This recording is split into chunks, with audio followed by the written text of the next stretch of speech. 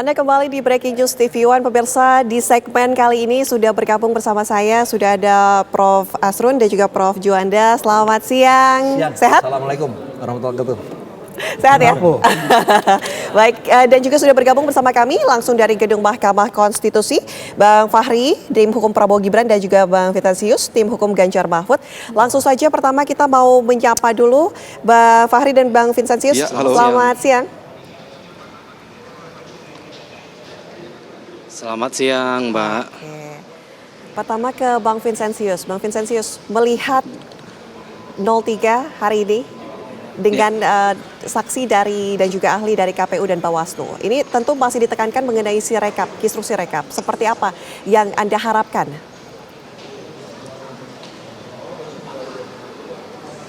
Iya, tentu kalau tadi yang dihadirkan oleh KPU ahli berkaitan dengan sirekap dan juga saksi fakta berkaitan dengan sirekap, developer dari sirekap ini, kalau dari pandangan kami tentu ada banyak hal yang masih perlu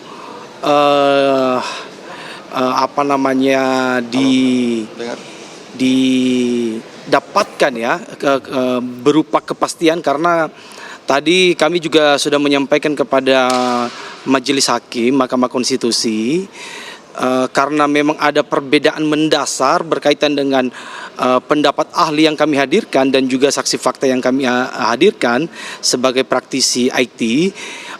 Tadi kami sudah mengajukan untuk dilakukan konfrontasi ya, bertemu untuk dua pakar IT dan juga praktisi IT, meskipun kemudian majelis hakim tidak bisa mengabulkan itu. Itu kenapa kami meminta itu, karena memang kami melihat bahwa apa yang disampaikan oleh ahli KPU tidak menjawab persoalan yang menjadi perdebatan lama terhadap sirekap ini. Kami juga menyampaikan ya bahwa sewaktu sebelum pencoblosan saja kami sudah menyoroti persoalan sirekap ini. Ya, bahwa ada permasalahan di sirekap yang memang menguntungkan paslon 02. Itu waktu dilakukan simulasi oleh KPPS dan itu kami sudah sampaikan di Bawaslu. Dari apa yang disampaikan oleh ahli IT maupun juga developer dari ITB, menurut kami ini belum menjawab ya persoalan yang terjadi di sirekap ini. Ya, meskipun tadi banyak perdebatan berkaitan dengan apakah ini merupakan human error atau ini adalah merupakan technical error. Ya, tapi pada intinya ini belum menjawab persoalan konkret berkaitan dengan sirekap, bahwa banyak terjadi penggelembungan suara yang terlebih-lebih itu terjadi kepada paslon 02. Oke. Langsung saja Bang Fahri Bahmid, boleh ditanggapi nih, katanya ada permasalahan sirekap yang menguntungkan ke 02, entah human error atau technical error. Seperti apa tanggapan Anda? Iya, tadi kan kita sudah mencermati persidangan yang sudah dilangsungkan ya dari sejak pagi pukul 8 sampai dengan saat ini. Yang mana KPU RI selaku termohon itu telah mengajukan apalagi namanya satu saksi satu ahli ya, dan ahli dari pihak KPU tadi sendiri telah menjelaskan banyak hal yang cukup bermanfaat untuk kepentingan persidangan ini dalam rangka untuk menguak tabir apa yang sebenarnya terjadi. Yang pertama poinnya adalah ahli dari KPU telah menerangkan bahwa persoalan yang terjadi dengan sirekap itu adalah murni persoalan technical error. Itu yang pertama. Poin yang kedua adalah basis penghitungan dan pengesahan ya hasil suara atau hasil pemilu untuk sepanjang menyangkut dengan pemilihan presiden dan wakil presiden, itu yang dipakai adalah apalagi namanya penghitungan suara secara berjenjang. Jadi bukan sirekap. Sirekap itu memang pada hakikatnya adalah sebagai sebuah alat bantu saja yang sebenarnya kalaupun ada ataupun tidak ada itu sama sekali tidak mempengaruhi apa yang menjadi keputusan ataupun ketetapan daripada KPU RI. Itu semuanya sudah clear ya. Tadi juga banyak hal yang sudah kita eksplor secara lebih mendalam, lebih lebih jelas tentang kira-kira apa dan bagaimana harusnya KPU harus bersikap. Nah, jadi telah banyak hal yang telah terungkap. Kemudian yang kedua yang tidak kalah pentingnya adalah apalagi namanya tadi juga diminta oleh para pihak, terutama dari pemohon ya, untuk barangkali ahli ini dikonfrontir dengan ahli yang diajukan oleh pemohon. Tapi sebagaimana yang kita ketahui dalam hukum acara itu kan tidak mengenal adanya satu medium atau forum acara konfrontasi seperti misalkan dalam mekanisme peradilan pidana, karena di sini di Mahkamah Konstitusi kan menganut sistem atau prinsip speedy trial. Jadi mahkamah punya cara untuk menyikapi andaikan kalau ada ahli yang berpendapat berbeda dengan ahli yang lain, tentunya hakim punya sikap atau punya cara untuk menyikapi soal-soal seperti itu.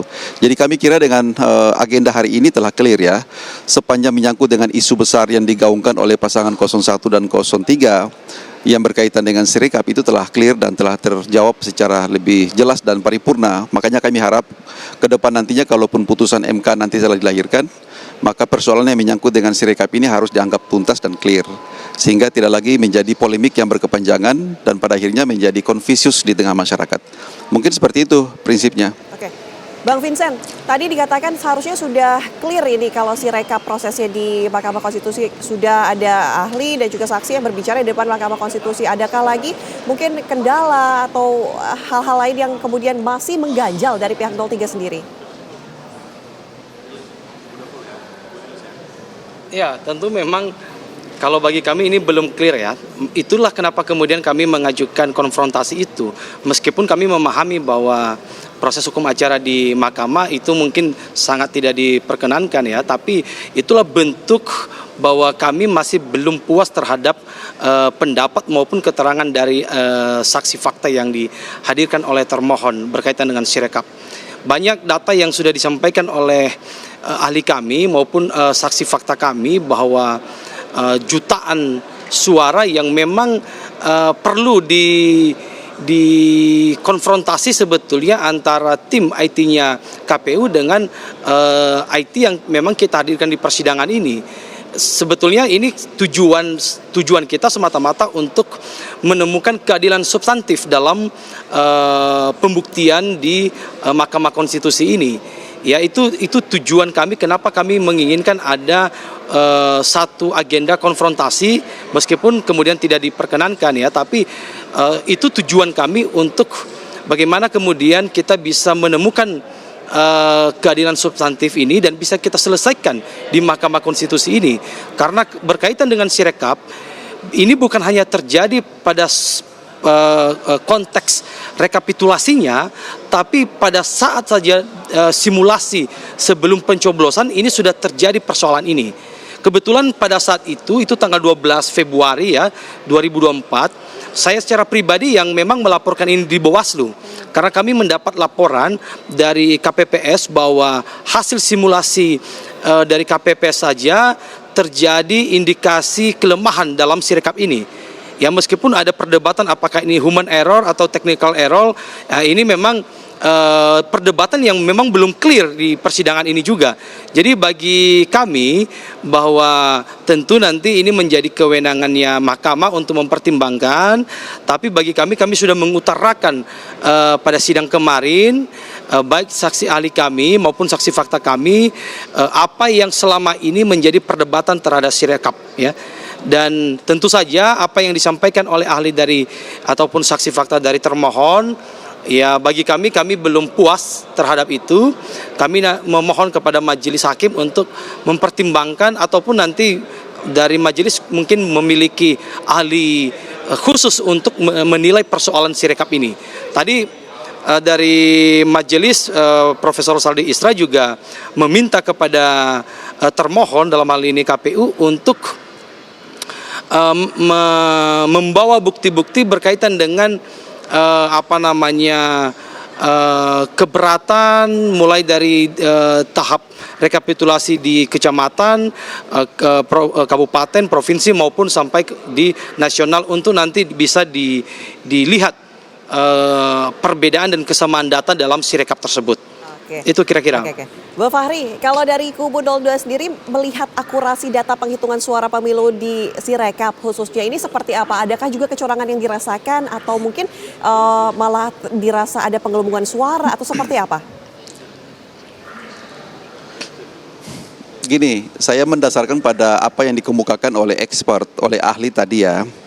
saya sendiri sebagai kuasa hukum dari tim Prabowo Gibran yang mengajukan pertanyaan tadi kepada ahli. Pertanyaan saya begini kira-kira kepada ahli. Saudara ahli, coba Anda jelaskan, Anda terangkan tentang misalnya kemungkinan nggak bahwa Sirekap ini bisa jadi alat pemandu untuk terjadinya fraud election. Dan pada akhirnya ahli menjelaskan panjang lebar. Poin penjelasannya begini kira-kira yang saya sadur dari apa yang saya dengar dalam penjelasan persidangan tadi. Yang pertama, Sirekap itu berdasarkan undang-undang kan bukan menjadi satu dasar pijakan untuk pengesahan hasil pemilu. Itu satu. Yang kedua, kalaupun dari sisi technicality begini, kenapa sampai terjadi persoalan Sirekap yang tidak berkesudahan? Karena yang pertama, Sirekap itu menggunakan alat pemindai atau alat foto dengan handphone yang tentunya setiap handphone itu kan tidak punya standar yang spek yang sama di seluruh Indonesia. Handphone ini cuma hanya partisipasi dari masing-masing KPPS untuk menggunakan perangkat elektronik yang mereka punya, yang tentunya kualitas yang satu dan yang lain itu berbeda, kualitas kamera dan seterusnya. Yang kedua, kertas juga itu bisa menjadi salah satu kontribusi penting untuk nantinya mesin membaca secara keliru. Yang ketiga adalah model penulisan. Model penulisan itu antara orang yang satu dan yang lain itu kalau ketika menulis angka 4 itu tentunya berbeda, angka 1 saja berbeda. Nah, kebetulan mesin ini punya mekanisme algoritma yang sudah sangat settle. Jadi model pembacanya itu bisa keliru dari medium yang dipakai. Medium dipakai ini yang pertama tulisan, kedua kamera, yang ketiga adalah medium kertas dan seterusnya. Sehingga dengan demikian dari komponen-komponen itulah bisa berpengaruh terhadap hasil angka, hasil akhir. Itu yang pertama. Sehingga ke depan yang bersangkutan mengusulkan kalau ke depan itu baiknya, karena ini juga adalah kasus yang berlanjut dari pemilu pada waktu situng di 2019, sehingga ke depan itu dia sebagai ahli, sebagai ilmuwan mengusulkan untuk nantinya dilakukan perbaikan. Artinya karena kita ini memotret, mengupload apa adanya, kedepannya itu bagusnya itu telah didikte untuk pengesahan semacam diverifikasi dulu sebelum hasil akhir ditampilkan ke media gitu ya. Nah, itu kelemahan-kelemahan dari sistem yang kita punya saat ini. Tapi sebagai kesimpulan, ada atau tidak adanya Sirekap, pemilu itu disahkan bukan dengan dasar Sirekap, tapi pemilu itu didasarkan kepada hasil perhitungan dan koreksi secara berjenjang. Karena memang dalam undang-undang pemilu kita seperti itu. Dalam undang-undang pemilu kita kan yang dipakai sebagai dasar pengesahan hasil pemilu sampai dengan keluarnya SK 340 itu sebagai pengesahan hasil pemilu untuk Pilpres dan pemilu Pileg. Itu kan bukan perhitungan Sirekap, tapi perhitungan manual secara berjenjang. Nah, sebagai kesimpulan hukum, ada atau tidak adanya Sirekap itu tidak berpengaruh terhadap legitimasi pemilu. Nah, kalau seperti itu makanya tadi Hotman Paris pertanyakan dalam persidangan itu, kalau begini apa yang kita perdebatkan dalam persidangan ini? Tapi karena itu telah muncul sebagai dalil, mahkamah berkepentingan untuk membuat clear dan terang persoalan itu. Jadi itu aja sebenarnya. Jadi kami ketawa-ketawa aja, diam-diam saja, tidak terlalu mau repot untuk menanggapi dalil yang seperti itu. Tapi itu hak konstitusional daripada pemohon untuk mendalilkan.